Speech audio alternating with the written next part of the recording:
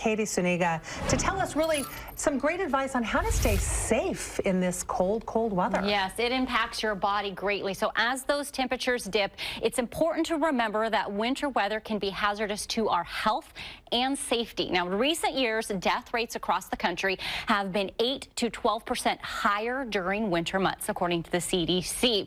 We heard from an emergency room doctor about how to protect your health in potentially life-threatening winter weather.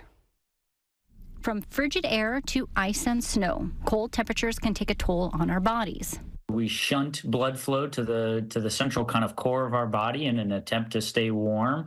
Dr. Christopher Bazzoli is an emergency physician. He says this time of year, doctors not only see a rise in ER visits from respiratory viruses as more people seek refuge from the cold, but also from frostbite and hypothermia. Bazzoli says what you wear can keep you safe. Protect the parts of your body most vulnerable to frostbite, like toes, fingers, nose, and ears, by dressing warm in dry clothing.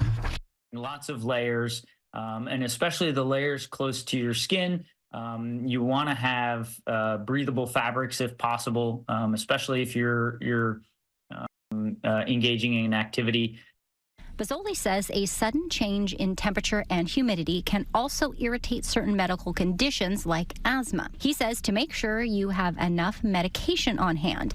And if you use an electric medical device, make sure you have a way to back it up if the power goes out. He says also be aware of how you heat your home.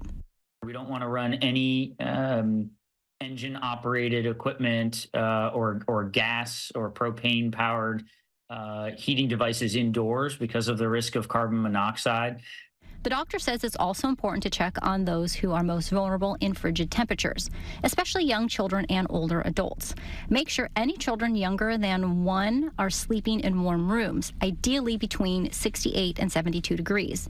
Similarly, if you have friends or neighbors older than 65, check on them frequently to ensure that their homes are adequately heated. Katie Zuniga, Fox 12 Oregon.